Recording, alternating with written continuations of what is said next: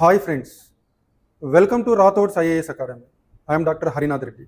ఈరోజు మనం ఈ వీడియోలో మార్చి 11వ తారీఖున వచ్చిన ఒక సుప్రీంకోర్టు తీర్పు గురించి వివరంగా చర్చిద్దాం. Harish Rana versus union of India 2026. So ఈ వ్యాజ్యంలో supreme court right to die with dignity is a fundamental right under article 21. So గౌరవంగా మరణించే హక్కు జీవించే హక్కులో అంతర్భాగం అని తీర్పునివ్వడం జరిగింది. అయితే ఇటువంటి తీర్పు సుప్రీంకోర్టు ఇవ్వడం మొదటిసారి కాదండి. గతంలో కూడా 2011లో 2018లో కూడా ఇలాంటి తీర్పులు వచ్చాయి. సో ఆ తీర్పులకి ఈ తీర్పులకి మధ్య భేదం కూడా మనము చూద్దాం. So the topic is right to die with dignity is a fundamental right under article 21. So the judgement came on March 11th, 2026 and the case is called Harish Rana versus Union of India 2026. Then ఈ case పూర్వపరాలు మనం తెలుసుకునే ముందు ఇంకొన్ని వ్యాజ్యాల గురించి కూడా మనం తెలుసుకోవాలి. మనకు మొదటిసారిగా P Rathinam versus union of India 1994, this is one important case.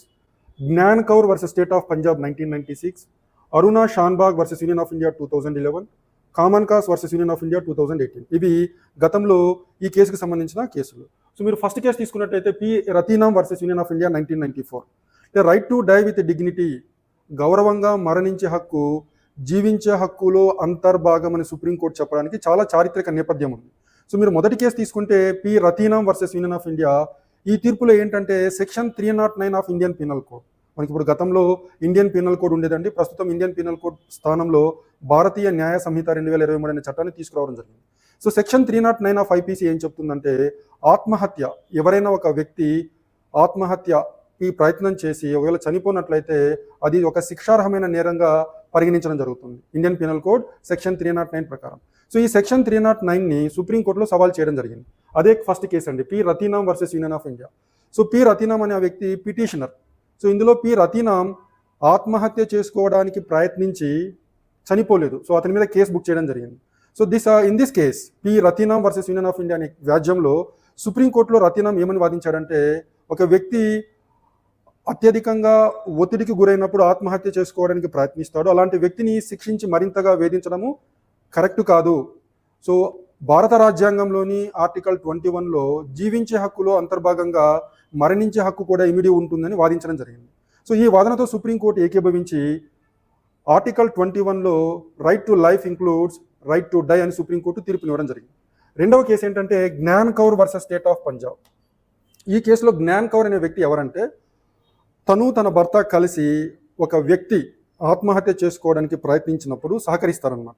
So అందులో మీకు ఇండియన్ పీనల్ కోడ్ సెక్షన్ 306 ప్రకారం, అలానే భారతీయ న్యాయ సంహిత 2023లో సెక్షన్ 108 ప్రకారం ఒక వ్యక్తి ఆత్మహత్య చేసుకోవడాన్ని ప్రేరేపించినట్లయితే ఒక శిక్షార్హమైన నేరం. ఇప్పుడు కూడా దాదాపుగా 10 ఏళ్ల వరకు జైలు శిక్ష వేసే అవకాశం ఉంది. సో ఈ జ్ఞాన్ కౌర్ అనే మహిళ తన భర్తతో కలిపి ఒక వ్యక్తి ఆత్మహత్య చేసుకునే ప్రయత్నం చేసినప్పుడు సహకరిస్తారు. అందుకు వీళ్ళ మీద కేసు పెట్టి వాళ్ళని జైల్లో వేయడం జరిగింది. So Gyan Kaur versus state of Punjab 1996 అని ఈ వ్యాజ్యంలో సుప్రీంకోర్టు వీళ్ళు ఏమని వాదించారంటే, మనిషికి మరణించే హక్కు ప్రాథమిక హక్కు అయినప్పుడు, ఆత్మహత్య ద్వారా మరణించే హక్కు ప్రాథమిక హక్కు అయినప్పుడు ఆ మరణించడానికి సహకరించడం నేరం ఎలా అవుతుందని ఆర్గ్యూ చేయడం జరిగింది, అలాగే వాదించడం జరిగింది. కానీ సుప్రీంకోర్టు వీరి వాదనతో ఏకీభవించలేదు.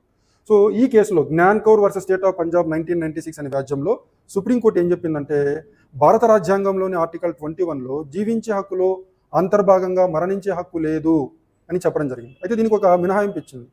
సో టర్మినల్ ఇల్నెస్ అంటే ఒక వ్యక్తి ఏదైనా ఒక జబ్బుతో బాధపడుతూ ఉండి దానికి పరిష్కారం లేని సందర్భంలో మాత్రమే మరణించే హక్కు జీవించే హక్కుల అంతర్భాగంగా ఉండే అవకాశం ఉందని సుప్రీంకోర్టు ఈ కేసులో చెప్పడం జరిగింది, 1996 కేసు. తర్వాత మనకు అరుణా షాన్బాగ్ కేసు, ఇది మొదటి కేసు అండి. మనము యుథనేషియా అంటాం. యుథనేషియా అంటే కారుణ్య మరణం. ఒక వ్యక్తి ఏదైనా ఒక వ్యాధి బారిన పడి ఆ వ్యాధి నుంచి కోలుకునే అవకాశం లేనప్పుడు ఆ వ్యక్తికి మరణాన్ని అందించడానికి సంబంధించిన దాన్ని మనము యుథనేషియా అంటాం. దీంట్లో 2 రకాలు ఉంటాయి, యాక్టివ్ యుథనేషియా, ప్యాసివ్ యుథనేషియా. యాక్టివ్ యుథనేషియా అంటే ఒక వ్యక్తి మరణించడానికి ఒక లీతల్ ఇంజెక్షన్ ఇచ్చి ఆ వ్యక్తిని చంపేస్తే, అంటే వ్యాధి బారిన పడి ఆ వ్యాధి నుంచి కోలుకునే అవకాశం లేకుండా అతను అవస్థలు పడుతున్నప్పుడు ఆ అవస్థల నుంచి అతనిని బయటపడేయడానికి ఒక లీతల్ ఇంజెక్షన్ ఇచ్చి అతన్ని చంపే ప్రయత్నం చేస్తే దాన్ని యాక్టివ్ యుథనేషియా అంటారు. సో యాక్టివ్ యుథనేషియా భారతదేశంలో ఇల్లీగల్, ఇది చట్టానికి విరుద్ధం, శిక్షార్హమైన నేరం. కానీ మనకు కొన్ని కంట్రీస్లో, United states of America, Canada లాంటి దేశాల్లో యాక్టివ్ యుథనేషియా కూడా అది legal, that is legal in countries like United states of America and United Kingdom. కానీ భారతదేశంలో మొట్టమొదటిసారిగా ప్యాసివ్ యుథనేషియా అంటే ఒక వ్యక్తి వ్యాధి బారిన పడి అందులో నుంచి కోలుకునే అవకాశం లేనప్పుడు అతనికి సపోర్టింగ్ ట్రీట్మెంట్ని మనం విత్డ్రా చేయడం ద్వారా ఆ వ్యక్తికి మరణాన్ని పొందే అవకాశం ఇస్తాం. దాన్ని ప్యాసివ్ యుథనేషియా అంటాం. మొట్టమొదటిసారిగా భారతదేశంలో ప్యాసివ్ యుథనేషియాని కొన్ని అసాధారణ పరిస్థితుల్లో మనకు అవకాశం ఇవ్వచ్చు, దానికి అవకాశం కల్పించవచ్చు అని సుప్రీంకోర్టు మొట్టమొదటిసారిగా ఈ Aruna Shanbaug versus union of India అనే కేసులో సుప్రీంకోర్టు చెప్పడం జరిగింది. ఈ అరుణా షాన్బాగ్ అనే మహిళ ఒక నర్స్ అండి. సో ఈ నర్సుని లైంగిక వేధింపులకు గురి చేస్తూ లైంగిక దాడులు చేసినప్పుడు ఆమె బ్రెయిన్ డెడ్ అయ్యి దాదాపుగా 4 దశాబ్దాల పాటు 40 ఏళ్ల పాటు పర్మనెంట్ వెజిటేటివ్ స్టేట్లో ఉండి తర్వాత చనిపోవడం జరిగింది. సో ఈ పేషెంట్ విషయంలో ఒక జర్నలిస్టు ఈమెకి ప్యాసివ్ యుథనేషియాకు అవకాశం కల్పించాలని సుప్రీంకోర్టులో కేసు వేయడం జరిగింది. కానీ ఏ హాస్పిటల్లో అయితే ఆమె పర్మనెంట్ వెజిటేటివ్ స్టేట్లో ఉందో అక్కడ నర్సులు దాన్ని వ్యతిరేకించడం జరిగింది. సో అందువల్ల అరుణా షాన్బాగ్ యొక్క ప్యాసివ్ యుథనేషియాని సుప్రీంకోర్టు తిరస్కరించడం జరిగింది. కానీ ఈ కేసులో సుప్రీంకోర్టు ఏం చెప్పిందంటే కొన్ని అసాధారణ పరిస్థితుల్లో ప్యాసివ్ యుథనేషియాని పర్మిట్ చేయొచ్చు, దానికి హైకోర్టు నుంచి అనుమతి పొందాలి. అలానే టీమ్ ఆఫ్ ఎక్స్పర్ట్ డాక్టర్స్ కూడా ఆ వ్యక్తి కోలుకోవడానికి అవకాశం లేదని నిర్ధారించిన తర్వాత దగ్గర బంధువులు లేదా స్నేహితుల యొక్క అంగీకారంతో దాన్ని చేయవచ్చు అని సుప్రీంకోర్టు ఇందులో తీర్పు ఇవ్వడం జరిగింది. తర్వాత మనకు 2018లో common cause versus union of India 2018. So ఈ కేసులో సుప్రీంకోర్టు యొక్క రాజ్యాంగ ధర్మాసనం తీర్పిచ్చింది. రాజ్యాంగ ధర్మాసనం అంటే 5 న్యాయమూర్తులు ఉన్న ధర్మాసనాన్ని మనము రాజ్యాంగ ధర్మాసనం అంటాం. So common cause versus union of India ఇందులో చాలా స్పష్టంగా ప్యాసివ్ యుథనేషియా రాజ్యాంగబద్ధమే.